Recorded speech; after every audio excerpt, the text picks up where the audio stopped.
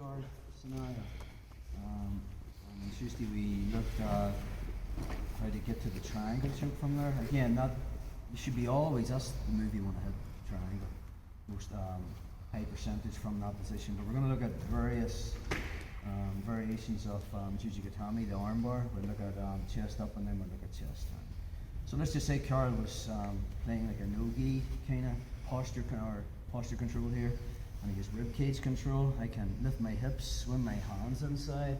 And again, that detail of pulling with my knees. There's no point doing this, and if I don't pull with my knees, Carl got inside control again. I continually want to be getting him into that fourth vulnerability, which is putting his hands on the mat.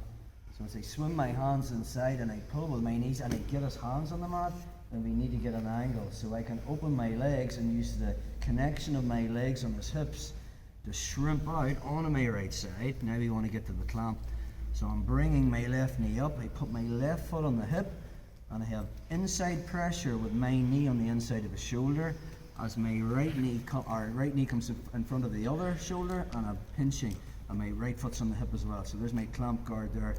If you think about the scenarios, those positions of how Carl wants to get his angle back, I only need to get angled to get into the triangle trap. Once I'm in the triangle trap, I can get my back flat on the mat again. But say I was playing the position and Carl wasn't, Carl wasn't paying attention to where his left foot is, and he was maybe just grazing my hip. For me to get my angle back, see the way he's on his right side, I can just walk this way. Walking my right hip towards Carl gets him flat on his back again. That makes sense? So he keeps his foot on my hip, in no way I'm walking my hip through. The other thing is, if he's not keeping his knee in front of the shoulder, the second way I can get angle back is bringing my head towards Carl's. See the way I flattened him out? If he keeps his knee in front, okay, of this shoulder, there's no way I can move my head towards him. The third one of me getting my posture and angle back is I can physically, Charles putting a lot of pressure on my arm there, okay, but if I go limp arm with it and relax my arm, I can physically posture and get angle back again.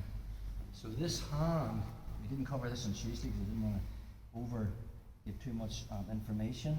This hand will control my posture as well. Anytime Carl feels me trying to posture, this hand will be here. So we put that into the concepts that we're playing from this clamp guard, and then we'll look at the various arm bars we can hit from that position. So I swim inside, I pull with my legs. Once his hands is on the mat, I get my angle. Okay, knee in front, foot on the hip, knee in front of the other shoulder, and this pinching. I'm constantly pinching, and I'm on my right hip. Carl's trying to get his angle back.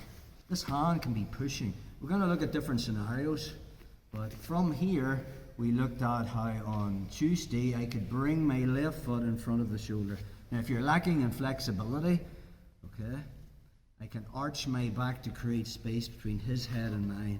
This allows me to bring my foot in front of his shoulder and allows me to free this knee. We also looked at Carl, if he was savvy, he would grab that thigh with his hand to stop me bringing my knee through. So a legal thing I can do is I can cup the knuckle line here and just strip that grip.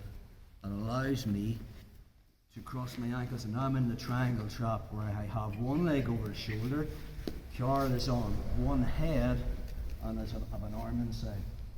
So last time, obviously, we looked at the triangle choke, which is your number one submission from there.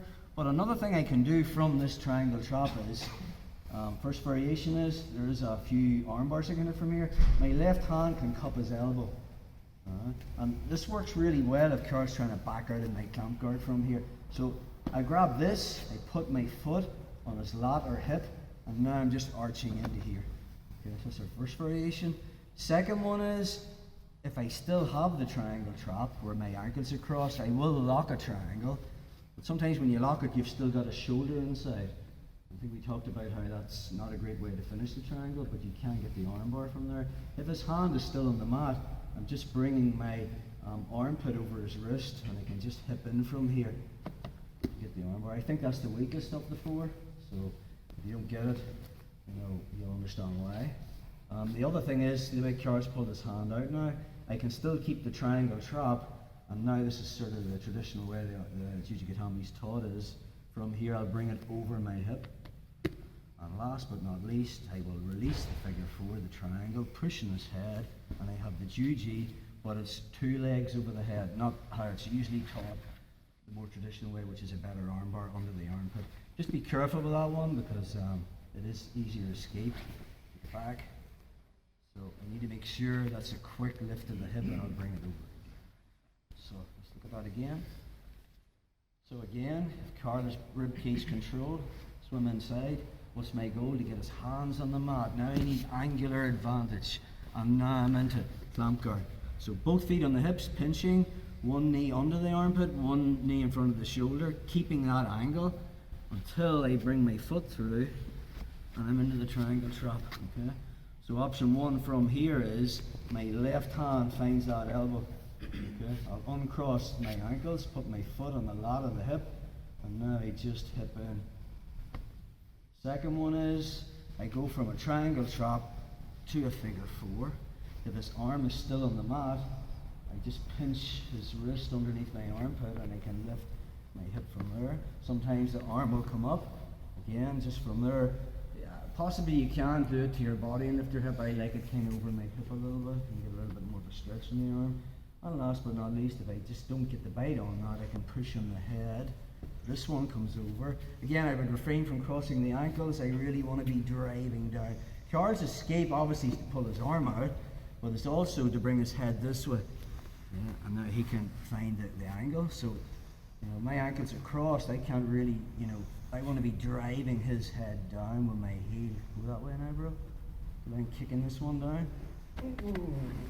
Okay, so let's